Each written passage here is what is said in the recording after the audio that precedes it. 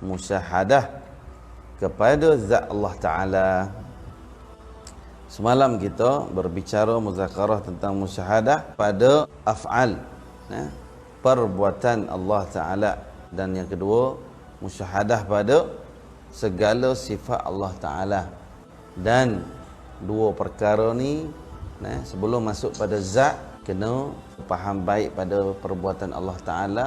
Nak syuhud pada perbuatan, syuhud pada sifat Allah Ta'ala ni kena faham baik, insya-Allah barulah mudah untuk kita memahami pada syuhud pada zat Allah Ta'ala.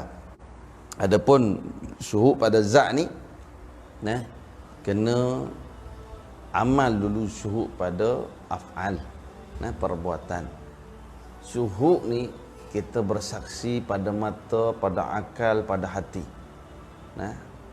Selalu kita kaitkan apa yang berlaku, apa yang ada, apa yang berlaku, apa yang kita lihat, semuanya ini daripada Allah dan kembali kepada Allah Subhanahu Wa Taala.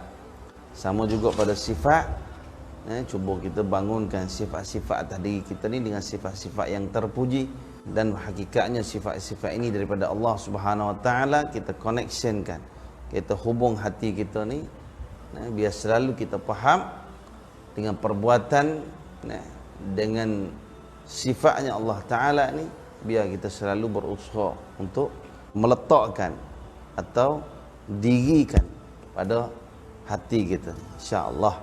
Ana ulang sekali lagi, jangan samakan perbuatan dan sifat ini kita dengan Allah dak. Jangan salah faham sini. Jangan bila kita buat ni, kita seolah-olah ni Allah buat ni. Jangan, itu bukan begitu maksudnya. Syuhud ni hanya pada rasa. Pada rasa. Baik, masuk tajuk bab hari ni, musyahadah kepada zat Allah Ta'ala. Apa dia musyahadah zat Allah Ta'ala? Ni pada 3 darjat tadi. Musyahadah pada zat Allah Ta'ala, qala ma'alif rahimahullah ta'ala, wa a'udzubillahi minasyaitonir rajim. Bismillahirrahmanirrahim. Iaitu musyahadah seorang akan zat Allah Ta'ala di dalam mendapat akan segala zat makhluk ini. Payah ni. Faham lagu mana? Iaitu musyahadah seorang akan zat Allah Ta'ala. Mana kita ni syuhud atau memandang zat Allah Ta'ala ni di dalam, di dalam mendapat, di dalam melihat, di dalam keyakinan kita akan segala zat makhluk. Faham? Nak bagi faham macam mana ni? Pada bahasa ni, nak terjemuh pada bahasa ni. Keyakinan maka kita tarik, kita tengok segala kecantikan, segala keindahan, segala kesempurnaan pada makhluk-makhluk yang Allah ciptakan. Tak kira lah semua langit dan bumi, kebesaran-kebesaran semua ni, kita kata bukan di sini bermakna di situ adanya Allah, bukan. Ini pada syuhud. Meletak zat ni, kesempurnaan ni adalah kesempurnaan Allah Subhanahu Wa Taala pada pandangan hati kita. Nampak? Ada orang ambil kesempatan pada perkara ni, dia tengok wanita cantik, Masya Allah, keindahan Allah, dia kata. Betul lah Allah buat keindahan. Ada tu, dia tengok tanpa rasa bersalah dengan meletakkan apa? Meletakkan nafsunya. Dan tu dia kata, aku ni bukan salah, aku tengok Allah, dia kata. Keindahan tu daripada Allah, maka aku tengok Allah. Dah. Bukan begitu maksudnya. Lagi satu contoh. Contoh kita nak meletakkan zat Allah Ta'ala pada makhluk ni, meletak ni, syuhud pandangan ni, kita letak macam mana? Bila kita tengok orang buat salah, orang buat dosa besar, jangan kita tengok dosanya, kejahatannya, itu tentunya daripada iblis yang bersama.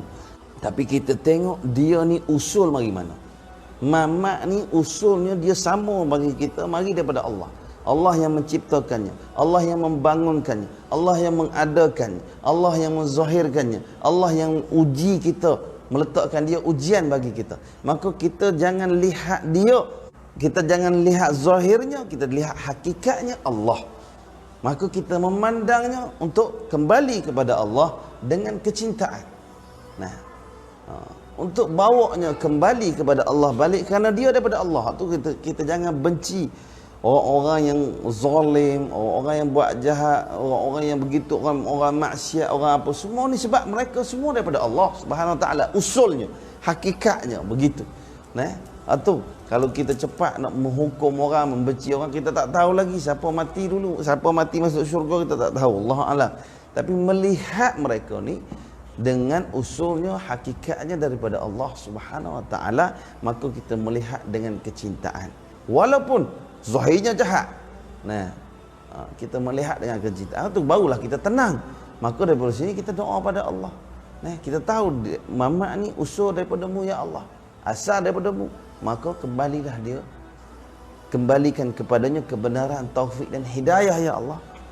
Sebagaimana Engkau kembalikan cahaya nubuah kepada Rasulullah SAW, maka ambil dia juga, dapat dia juga dalam syafaat Nabi, petunjuk Nabi Rasulullah SAW, insya-Allah.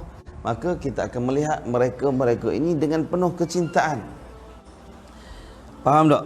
Meletakkan, mendapatkan atau meletakkan akan segala zat makhluk ini, iaitu bahawa engkau musyahadah dan ingat di dalam hati engkau. Tadi ana syarah panjang dah, ni ana sebut.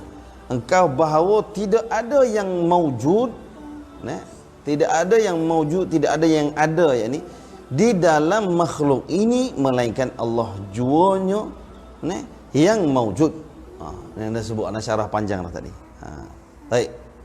Jika demikianlah pendapat engkau yang maujud di dalam makhluk ini hanya Allah juanya yang maujud, tidak lainnya, nescaya hilanglah dan fanaklah wujud makhluk ini pada musyahadah engkau, kerana wujud segala makhluk ini datangnya daripada wujud Allah Ta'ala.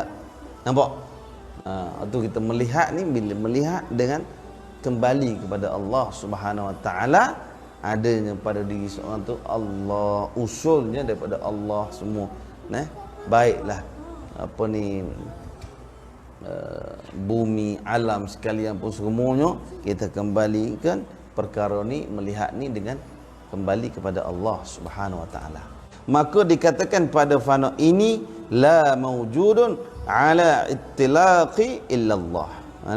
Ala ittilaqi illallah, artinya tidak ada zat yang mawjud, tidak ada zat yang mawjud atas yakni pada hakikat, mawjud atas ittilaqi, atas kesemua, atas keseluruhan, semua sekali, overall dipanggil ittilaq ini overall, atas kesemuanya, yakni pada hakikatnya, melainkan zat Allah jua. Berkata al-alim ulama al-marhum Tuan Husin rahimahullah, Tuan Husin Kedah ni yang pengarang kitab Qatrul Qaisiyah, maka hamba tidak panjangkan sebutnya, membicaranya akan perkara zat Allah Ta'ala ni pada dua musyahadah yang akhir ini, kerana barang siapa hasil dengan musyahadah yang pertama, maka mudahlah baginya musyahadah yang kedua. Yang musyahadah yang pertama tentang perbuatan Allah, kalau dia boleh amal waktu letak waktu hari-hari amal atas diri dia, latih sehingga dia sebati, sehingga dia fana atas perbuatannya sendiri, dan dia nampak atas semuanya perbuatan Allah Ta'ala, maka dia faham baik, dia suluh baik, jelas terang, insya-Allah dia akan mudah mendapat pada syuhud pada sifatullah dan syuhud pada zat Allah Ta'ala. Dan barang siapa dikurniakan musyahadah yang kedua, nescaya mudahlah baginya musyahadah yang ketiga, kerana pekerjaan musyahadah ini adalah ia dibangsakan kepada zauqi atau perasaan, dan wijdani atau pendapatan hati.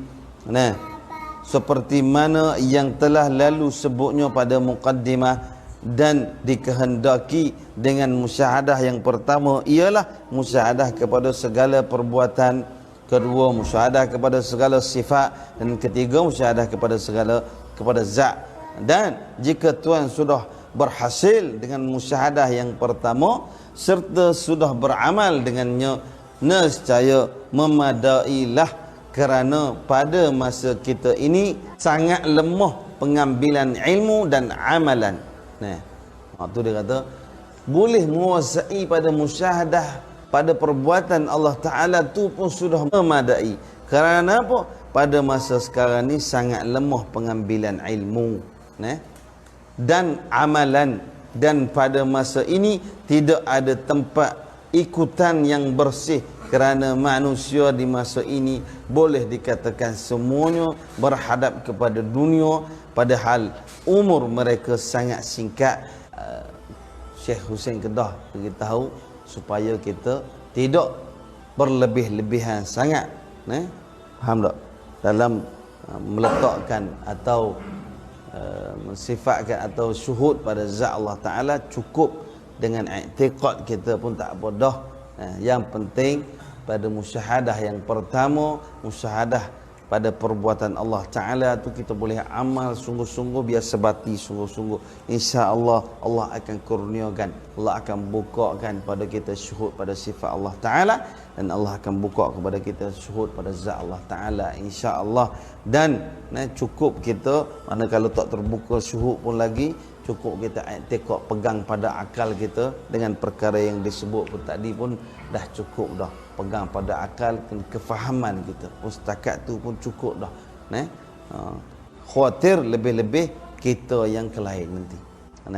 Banyak kita dengar hari ni orang mendakwa dia mengajar ilmu ma'rifat lah, ma'rifat tu lah, ma'rifat ni lah, ma'rifat ni, dengan jalan-jalan yang sangat-sangat berbahaya dan boleh jatuh sesat dan boleh jatuh macam-macam. Itu pentingnya perkara ni, kena ada disiplin ilmu, kena ada disiplin amalan, kena ada disiplin kepahaman, semua kena ada. Ulama kita ajar belaka dah. Kita tak boleh buat suka-suka, sebab ini melibatkan antara kita dengan Allah dan antara masyarakat dengan Allah. Kalau nak pada rasa pelik-pelik, kita nak berasa seorang tak sebar ke orang tak apa, tapi kalau kita sebar ke orang perkara-perkara yang boleh mengelirukan masyarakat, itu yang sangat-sangat berbahaya. Mana kita kena amal selalu musyahadah ni, rasa dan letak pada akal dan pada i'tiqad, pada pegangan dan pada rasa, biar kita berhubung selalu benda ni. Apa yang kita pandang, apa yang kita lihat, apa yang kita zikirkan, apa yang kita baca, apa yang kita sebut, kita cuba kaitkan dengan Allah, Allah, Allah, Allah, supaya kita jadi terbiasa.